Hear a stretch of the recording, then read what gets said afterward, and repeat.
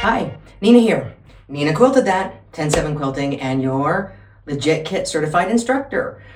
We are talking about the bits and the bobs that come in the kit, and you're signed up for a class and you're like, oh my goodness, this kit, well, this is a simple one, but this kit has so much stuff. Like, what do I need to do with this when I come to class? So let's open this and see what's in here. I haven't touched this one yet, but let's go through it. Let's see what we need to do here. Let me just tear this open. All right, so inside this kit, we have a whole stack of fabrics, right, for this kit. We also have all the paperwork stuff that comes with this kit. And if I can figure out how to open it, it's on this side. It's on this side.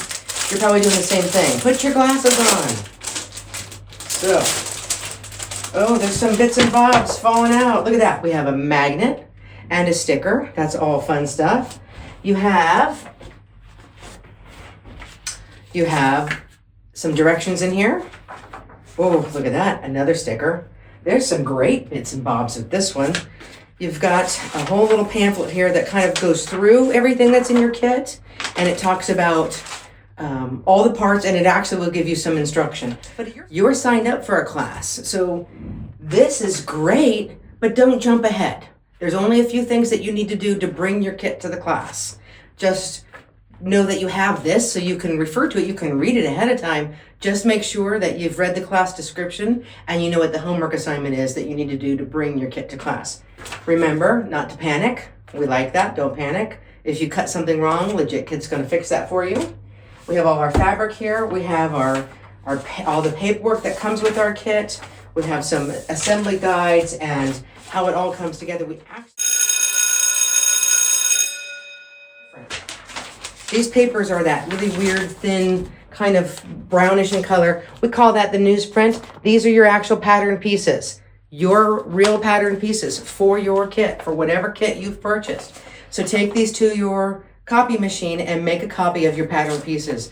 We all make mistakes, and you want to have a backup. So just take just this part. You don't need to print everything else, just your pattern pieces. And if you have one of those fancy copiers and you don't want to print it all on paper, you can scan it in and have it on your computer. And if you make a mistake while you're doing this kit, then you can just print the one page that you need. So make your copies of your stuff. And then in here you have all the pattern side, the finish side, you have the assembly guides, you have other things that look like this that are your color cut guides, kind of give you an idea of how to cut stuff. Please don't cut your fabric yet. You're just getting ready to come to a class. This is literally, what do I do with all of my bits and bobs? So let's organize some of these bits and bobs. And you have these pieces, which are your cut guides. And in your cut guides, it matches a color to giving you an idea of the size of your pieces and how much space you need to, and where you need to like cut it all out. So just put that aside for the moment. You have pieces that look like this, which is called an assembly guide. And this is what will help you organize and understand how to put the block together. So you have step 1, 2, and 3, it's on the side. So you have a visual and then you have the written. So you have pages like that. You have your big old stack of fabric, and then you have the other pieces, which we talked about already. You have your actual pattern pieces you need to go make a copy of. And then you have these other bits and bobs that tell you how to put the kit together, how to put the blocks together, a little bit more a paper that has all the colors with their codes written on it, and another fabric list. This one's by code itself, and how much pieces, what sizes you need, and a blank piece of paper and stuff like that. So you have all of these things. You have all of these bits and bobs in your kit, and you're like, okay, how do I do that? So there's a number of things that people like. Okay, I myself am fond of binders. So for this kit, I got a binder. I recycle them. This one's been used for another kit, so that's going to be for this particular one. But some people like to just throw their stuff in a bin, a tote like this, and keep it all in here and dig through it as they're doing their kit. That's fine too. Some people like to put all their pages in these protectors that have, this one has a Velcro. I tried to do a kit with Velcro, but I discovered that these Velcro ones, for me, it made the binder really thick because of where the Velcro is. So not a fan of that. I'm a big fan of the page, just a plain page protector, and that's where my stuff gets put as I organize. And some people like a big bin with files that go in here, or an accordion file, and they put all of their parts into something like that. That doesn't work for me, but some people like it, so you do you. Now, like I said, this kit right here, it's a little kit. I'm gonna put it in this one small binder. It's going to fit in this binder because it's a small kit. This whole stack, look at that, I'm so strong today. This is 64 blocks. It's partly organized. I'm not quite done with it yet, but I've been prepping to do this kit for some time and I haven't found the time to finish it yet, but the kit is now ready. So this is 64 blocks for deep dive. And in order to fit everything so that I can put it in a tote and take it with me to class and bring it with me so I can keep this, under my desk while I'm sewing and only pull up as I needed so I'm not overtaking my space. But it doesn't fit in one binder. That's how big this kit was. And so right now, all the parts I need are in these two binders. That's all my paperwork, and all my fabric right now is still in this bin. This stack of paper right here in this particular kit, this is 129 pages of actual pattern pieces. So this is a big quilt. One little tiny binder wasn't going to be enough, and I haven't pressed or starched my fabric yet, so right now it's just in a bin and it's ready for me to start to organize. So that's how I like this one. Let's move that guy over. A big kit needs a lot of binders. It just, in the way that I like to organize it. This is another small kit. This one's ready to hit the sewing machine, and it's not going anywhere with me, so I've just left this one in a basket. And these pieces are ready to be sewn. So my 4-block kit is in this little basket, and when I finish sewing those, they're gonna end up in the envelope, and then I'll put them together. That one stays here. So many methods. You do you. Whatever's going to work best for you, that you know you'll be successful, that's what you want to do. So once you've kind of decided that you're a binder girl or a binder or a basket guy or a tote person, you kind of think that through, and now you have to start and get your supplies. So for this particular kit, for my supplies, this one in particular only has 13 colors. So I'm only having 13 pieces of fabric. So what I've done is I've gotten just a smaller binder for it because I can fit I can fit my fabric in this binder, and I'm gonna be able to fit my papers in this binder. And what I like to do is put that right on the cover. So that's what's going to be in this binder. And the other one I like to put on the back of my cover is this guy here, the one that has no words. So I will put that on the back. And what is really cool about this one that has no words, once we finish this quilt, this top, I can take a Sharpie pen and hit this piece of paper in a sleeve like this one that's disposable because I can throw it away when I'm done, but I can move that into this sleeve, and with a Sharpie marker, I can practice what I think I want to quilt this like. So that's kind of neat. I like to just keep it there, and once I've decided that, then I'll hold on to that plastic until I actually quilt it. So inside this binder, I am going to put a number of these. The way I decide how many of these I need is right off the bat, I know that I have, as I said, on this one, 13 colors. So I know I need 13 plastic sleeves for my fabric and for my cut guides. So for each piece of fabric, so the very first one right here is fabric AD. So this is fabric AD, and fabric AD is going to be over here somewhere. Here's AD. So these two things are going to end up in one sleeve together. Fabric AD. And I will go through all of those and they'll have their places. So when I make the binder, I'm probably just going to put the paper in first, because we have one more really important step to do with this fabric before you come to class. But I will get 13 pieces of plastic to put these in, and you might ask me, okay, here's one. On page 2 of 7 of these, there's a yellow over here and there's a blue over here. This is CA and this one is DQ. I'm going to take my paper cutter and I'm going to carefully cut this in half. And so that way, this side, just this, I'm gonna cut the paper in half. And when I do that, I'm gonna make sure that I don't accidentally cut this or those. I'm gonna make sure I split that so the code and the letters stay with each side.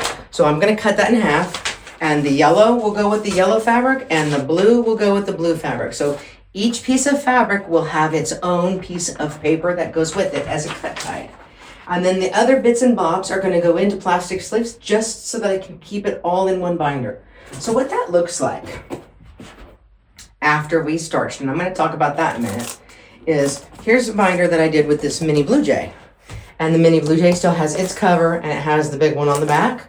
And on the inside, I put in sleeves these other pieces that have the color guides and the pattern, the finished quilt and how to put it together. And then I have my assembly guides. But then we finally get into what's left of my fabrics. So right here is fabric AS for this particular guide. See how it's just a little half piece of paper? And this is how much fabric got left after AS. There's AS. And that is BJ. And there is what's left of BJ. So all of my fabric is still in here. I have leftover fabric, lots of leftover fabric. But I just keep it all in here for now so that I can show people how I've organized my kit. And then when I'm gonna go sew at a friend's house or a sewing get together or a retreat, fabric's in here, patterns are gonna be in here, all of the documents that come with it are in here. I take this with all the rest of my sewing stuff and my tools and I throw it in a bin like this with my parts that I need when I'm doing foundation paper piecing, my ruler, my scissors, my rotary blade, goes in this. I have my sewing machine on a trolley. I take this with me. Here's my whole kit right here. This is it. This is everything I need to do Mini Blue Jay. So that's how I do that. So I will organize this in the same manner.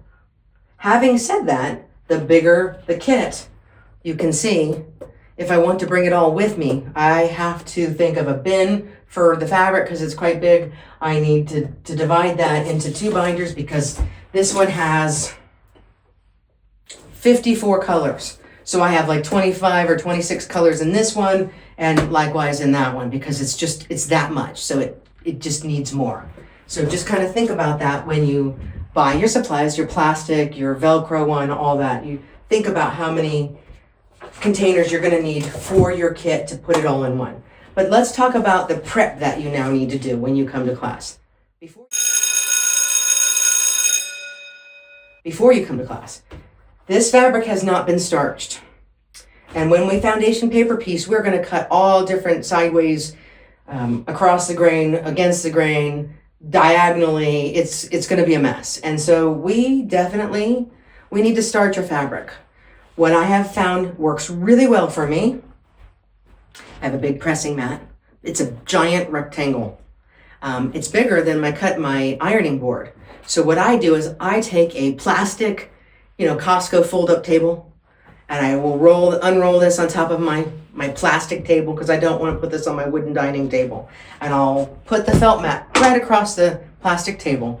And then I will take my fabrics, and this is a big one. So I would take this guy, and here's a sticker. It's like when you buy a mattress or a pillow and it says don't remove the tag. Don't remove the sticker. I simply will place my fabric face down on my pressing mat, and I'll do it with all of them, even these little ones. So here's why you're not taking these stickers off. This is a really good example right here. Do you see these 3 browns? If I take these stickers off of these 3 browns, I'm not going to be able to tell which one was which because I don't have them memorized and it's just too hard. So I leave the stickers on and I will put them on the pressing mat with the sticker side down. I'll just leave it just like that. And I will do that with all of my fabric on top of the pressing mat. And then I'm going to take a starch and I'm going to spray the back of the fabric, and then I will press, not iron, but press until it's nice and dry. And then these fabric pieces, like this, will fit right into one of those sleeves and get put away with the corresponding and matching cut guide. So it'll just fit right into its sleeve just like this, with the one that matches it. And then I like starch and I do big kits. So I will use this large pressing mat, but when I have a whole lot of fabric, like for this guy, I will probably walk into my walk-in shower and use my my laundry rack.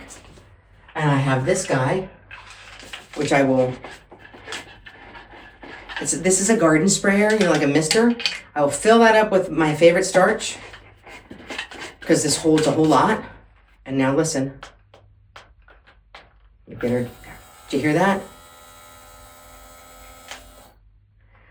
Battery operated, well, it's not a battery. It has a rechargeable battery. And then I have this lovely spray mist. I will spray my fabric, that back side of it, just spray it so it's all nice and moist, and then press it so that it's dry. Love this thing, but I won't use this one inside the living room. So if I have a pressing mat with fabric on it, then I will just use this one, which is your continuous misting spray.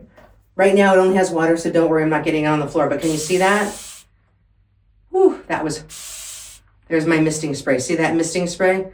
So I will use this kind of sprayer and I'll fill it with my favorite starches. So what is my favorite kind of starch? Can I just tell you how much I love the smell of Flatter Soak, this Flatter Pineapple Grove? It smells really good, but it's not necessarily strong enough for what I want to do. So I will take, currently using this one, Quilting and Crafting Spray, which doesn't really have a smell.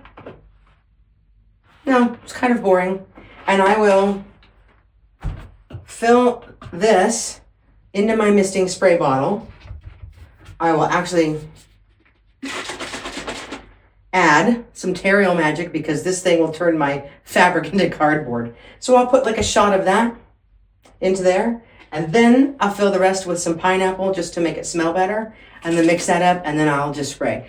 That right now happens to be my current favorite. If you're a Mary's Best Press fan, you use Mary's Best Press. If you like using this crafting spray, use that. If you like using Acorn product spray, use that. Any kind of starch, whatever one makes you happy. Mist the whole backside of every piece of fabric that you have. Spray it, press it, make sure it's dry. For me, then once it's dry, you might ask, this is a big piece of fabric. How are you going to fit it in the plastic sleeve? Quite simple. The starch is in here. Doesn't matter that I'm going to fold it. The starch is in here, and I am going to just fold it like that and fit it in the sleeve. All of the pieces that we end up cutting that go into our quilts, for the most part, are going to be teeny tiny pieces like this. So it's all right that it's folded. It's totally okay. If I have a piece that needs to be pressed when we're working at the workshop, we'll press it at that point in time. But you don't need to do that now. Now, before class, it's your homework. Figure out what system works for you. Figure out and get all that fabric pressed and starched and pressed. Put it in some kind of a container that you have access to easily when you come to class, whether that's the accordion file, do it by the alphabet, whether you like to use the plastic sleeves, or if you have a small kit like this one that I just did, they might actually work well in that. But if I used these on this one that has 54 colors of fabric, I'd probably need 4 binders and not 2. So figure all that out, put all your stuff together, and I'll see you in class. Looking forward to it.